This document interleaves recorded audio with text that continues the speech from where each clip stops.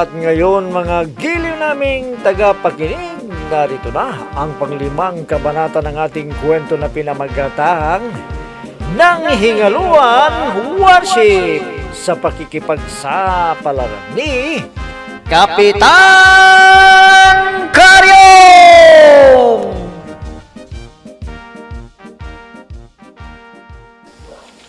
Bayaw, nandito ka pala sa salas. Hindi ka pa natutulog. Hindi ako makatulog, bayaw. Iniisip ko kasi ang sitwasyon natin eh. Baka mapaya tayo sa United Nations. Nasabi ko pa naman sa kanila na magaling ang inventor natin. Kaya lang hanggang ngayon wala pang natatapos si Ambleng. Wala pang natatapos sa ginagawa niyang nanghingaluan Universal Warship. Di ba mas malaki yun kaysa doon sa inimbento ni itong Universal Warship 2024? Oo, bayaw. Kaya, ha? Ha? Sino ka? Huwag! Huwag! Taas ang inyong mga dalawang kamay. Ha? Taas! At pati ang dalawang paa. Taas! Pupudyang, ikaw! May tarantado ka. Tinakot mo kami ni bayaw, Ayop ka po niyang. Nalunog ko tuloy itong toothpick. Mapapatay kitang animal ka. Kayo ang papatayin ko. May baril ako. Sinta ko, Diyos ko. May baril pala siya, bayaw. Punyang, saan mo kinuha ang baril na yan? Ha? Huwag mong itutok sa amin, baka makalabit mo. Ay, talagang kakalabitin ko ito. Kung hindi ninyo susundin ang ipapagawa ko sa inyo. Ano bang ipapagawa mo sa amin? Ikaw, Karyong. Ay, Sampalin mo si Kuya kung Vice President Agathon. Ano? Hindi ko magagawa yan. Mabait si bayaw sa akin Vice Presidente pa ng bansa yan. Kung ganon, gusto mong barilin na kita sa ulo? Wag mo akong patayin po dyan. Maawa ka sa akin. Wag. Punyang, huwag mong patayin si Bayaw. Maawa ka sa kanya. Kung ganon, sundan mo ng utos ko, Karyong. Sampalin mo si Kuya. Yung malakas na malakas, ha? Pero wala siyang kasalanan sa akin. Hindi ko kaya po dyan. Pues, maabarilin na kita sa ulo. At mababasag ang bunga mo. Ay, punyag! Ay, huwag Punyang, huwag. Sige na Bayaw, sampalin mo ako. Sige na. Pero bayaw, hindi ko talaga kaya manakit ng tao Lalo na pag napakabait ng tao na tulad mo. Sasampalin mo o babarilin na kita sa ulo. Punyang, parang awa mo na. Hindi ko kasi kayang saktan si bayaw Dahil ang bait-bait niya sa akin. Mabait siya sa'yo, pero sa akin, hindi. Kaya sige na, sampalin mo na yung malakas na malakas. Sige na! Bayaw, sasampalin kita ng mainang-maina lang Pero magkunwari kang nasaktan ka. Oo, Bayaw. Pagsampal mo sa akin, ibabagsak ko ang aking katawan. Ano bang hinihintay mo, Karyong? Sampalin mo na si Kuya. Sampalin mo na! Pero, ikaw,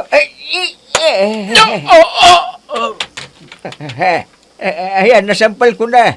Napatay ko yata si bayaw. Kuya, namatay ka na ba? Kuya!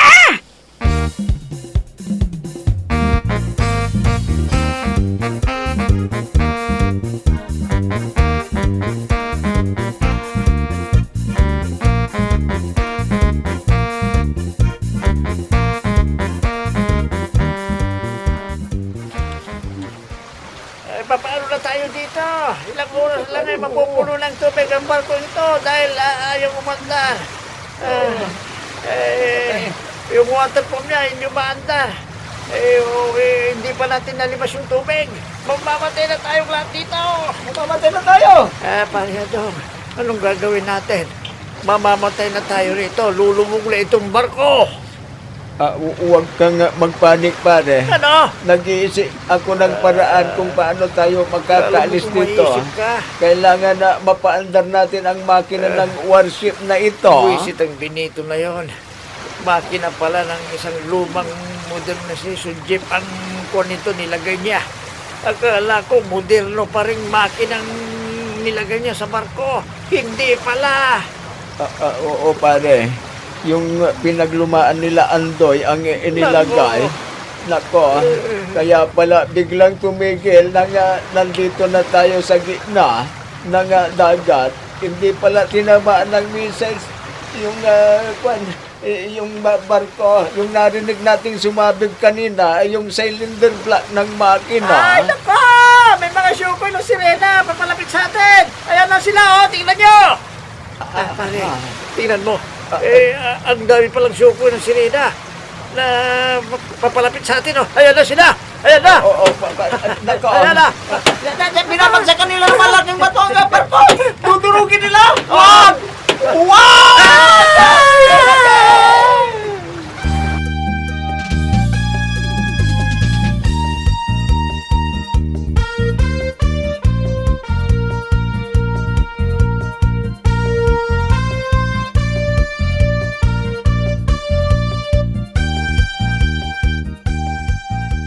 Veronica, naku, nabalitaan mo na ang nangyari? Ha? Ano ba na naman yung sinasabi mong nangyari, friend?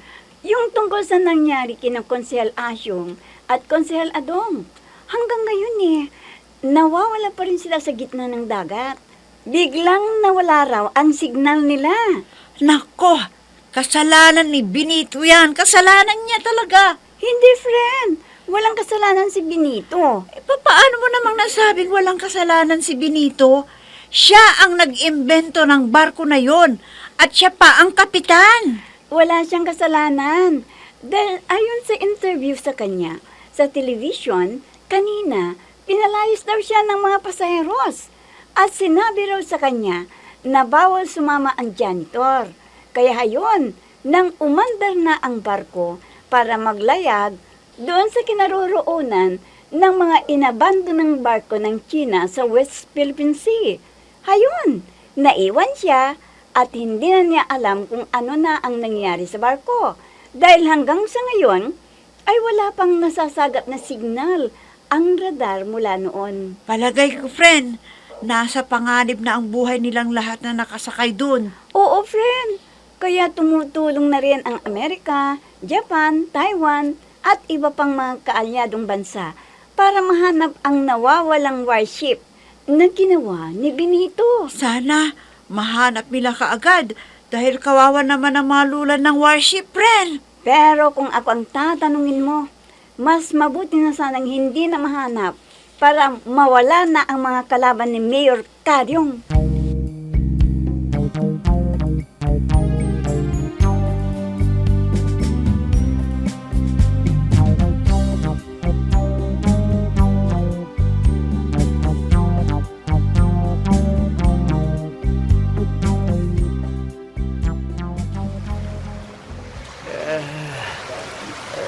Saan ako naroon? Anong nangyari sa akin? Bakit ako nakahiga sa iganting talukap ng alimango na ito? Pare, saan tayo naroon? Pare, naalala ko na nakasakay tayo sa warship ni Benito at binasag ng mga syukoy at sumabog yung mga nakaimba na bomba at hindi ko na alam ang sumunod pang pangyayari sa atin. Ako rin, pare. Naku, baka ito na yung katapusan natin. Hindi na tayo makakabalik ng buhay sa atin. At dito tayo sa kaharian ng mga sirena, syukoy.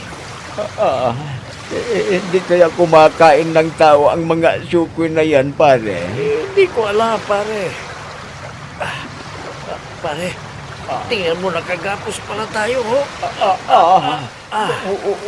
Patay. Nako, ulamin nila tayo, pare. Wala na. talagang hindi na yata tayo makakabalik ng buhay. Kakainin tayo ng mga sukoy. Maraming sirena! Ay, papalapit dito! Ang gaganda nila! Anong ingay yun? Pare, tingnan mo. Tumingin ka sa may dakuro, tingnan mo. Pare, nagaganda ang sirena. Papalapit sa atin. Naku, Oo. ang gaganda ng katawan nila. Walang takip ang mga dibdib nila. Wow! Matutukso ako sa mga sirena na yan, pare. Matutukso ako sa kanila. Ako rin, pare. Wow, ang gaganda ng mga dibdib nila. Patutokso na rin ako sa kanila, pare. Patutokso na rin ako sa kanila. Nako. Pare, lumalapit ang dalawang napakagandang sirena sa atin. Naghihin ng bukong katawan. Oo, pare. Ako rin eh. Pakiramdam ko tindig na tindig ang aking flagpole. Pare, hinahaplos-haplos na ako ng isang ito. Talagang tinutokso ako, pare. Pare, ako rin. Hinimas-himas ng isang sirinang ito. Nasasarapan. Saksakan ng ganda ang sirinang ito. Ang nag-init talaga ako. Ganyan, ang sarap. Ang sarap talaga. Gusto niyo bang papigayahin namin kayo? Kalagan niyo kami dito. Pakikalagan niyo kami. Oo. Sige, kalagan nyo kami. Paliligayan namin kayo. Maliligayahin Kahit namin isda ang kalahating katawan ninyo, kaya namin kayong paligayahin. Sige. Pare, Ah, kinakalagan tayo. Parang gusto ko nang lingkisin ng isang ito.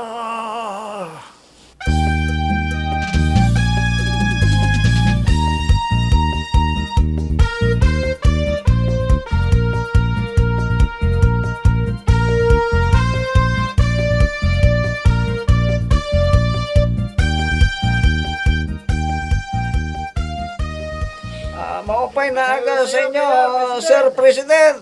Alay, maupay na aga rin sa inyo, mga kababayan ko.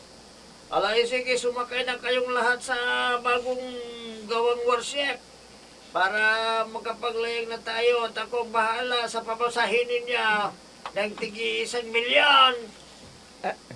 Bayaw, sige na. pinapasakay na ni President Gustalbo ang mga tao na gustong sumakay sa Tuloy, bagong dahan-dahan worship naman. na ginawa ni Ambreng. Ay sige, sumakay na rin tayo. Halika na, bayaw. Yung bagong barko, nasusunog! Lumagas tayo ganyan! Bayaw, ang bagong worship, nasusunog!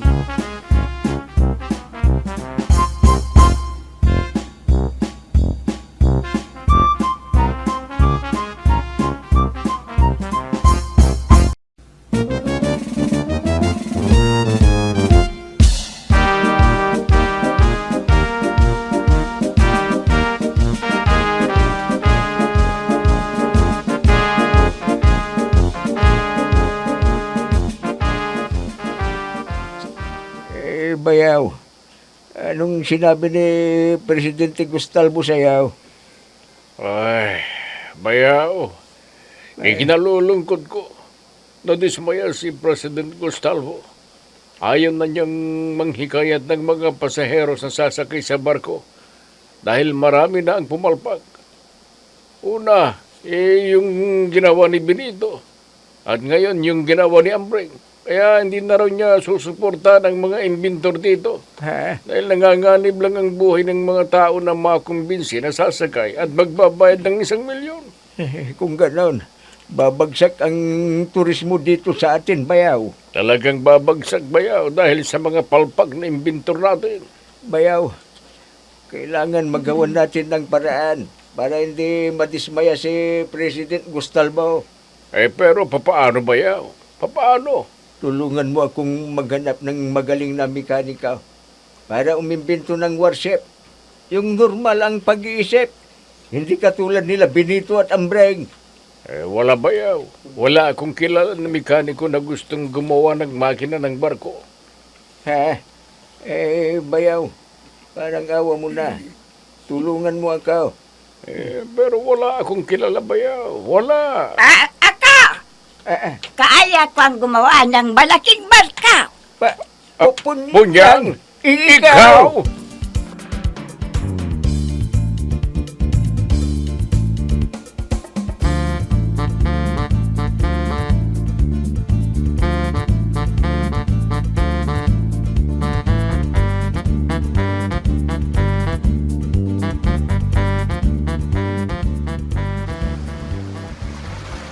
Konsihal, asyong konsihal atong ayaw namin tumira dito. Pagbitis na kami pinagparausan ng mga sirena. Naubos na ang aming lakas. Baka mamatay na kami. Mabuti pa kayo at 5 beses lang. Kami ni Konsyala daw 10 beses. Ayun, hindi na makabangon si Paring Adong. Paano na tayo? Mamamatay na tayo dito. Mamamatay na tayo. Kailangan mag-isip tayo ng paraan kung paano tayo makakatakas sa kamay ng mga sirena at sukoy na mga ito. Kumusta ka na, Pogi? Ano ba yan, Melinda? O Karen? Hindi Karen, Umilinda ang pangalan ko, Pogi. Ay, kung hindi ikaw si Melinda o si Karen, ikaw si Tintin. Naging sirena ka na. Tulungan mo kami, Tintin. Pagkawalan mo kami. Hindi rin Tintin ang pangalan ko. Aba, pero kamukha mo sila.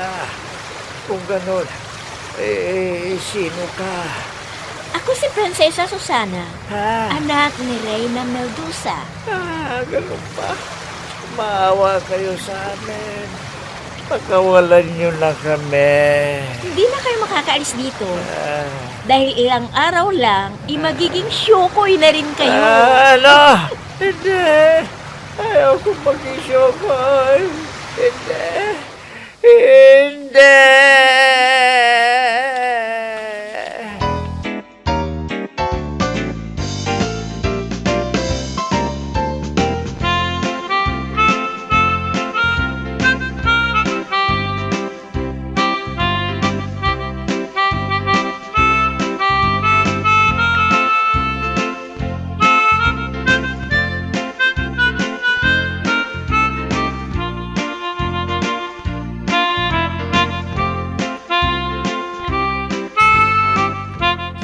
Mga kababayan, live po tayo ngayon sa Malacanang.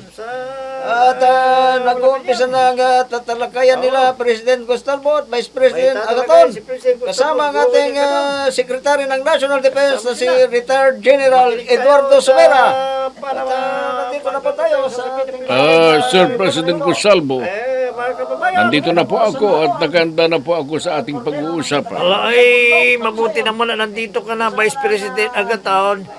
Dahil may mahalaga tayong pag-uusapan kasama natin ang Secretary ng National Defense na si retired General Eduardo Sumera.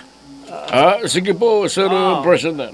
Nagkahanda na po ako sa talakayan ito. Ay, gusto kong i-formal lang ang meeting na ito dahil tatatlo lang tayo. At bago pala tayo mag-umpisa, ipapakilala ko muna ang bagong Secretary of National Defense. Vice President Agaton, ipakikilala ko sa iyo ang bago nating Secretary of National Defense, si retired General Eduardo Sumera. Marhay na aga sa iyo, Vice President Agaton. Rudolph, ikaw? Hindi po Rodolph ang pangalan ko, Vice President. Ako po si General Eduardo Fernandez Sumera. Kamukhang-kamukha niya si Rudolph na asawa ni Veronica. Bueno. Umpisa na natin ng talakayin natin.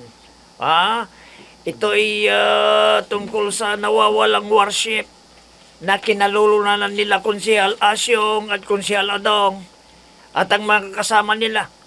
At ayon sa United Nations, sila na raw ang magpupursiging maghahanap Kaya nakakahiya naman kung hindi tayo kikilos. Kaya iyan ang pag-uusapan natin ngayon. Dahil ang gusto ko tayo ang makahanap sa kanila. Bakit pa natin sila i-rescue, Sir President? Mga pasawin official lang mga yun, mga walang kwenta. Basta yan ang gusto ko. Ang tayo ang makapag-rescue sa kanila, hindi ang United Nations. Pero papaano, President? Papaano? Ay, huwag kayong mag-alala, Sir President. Ako ang bahala. Punyang, ikaw?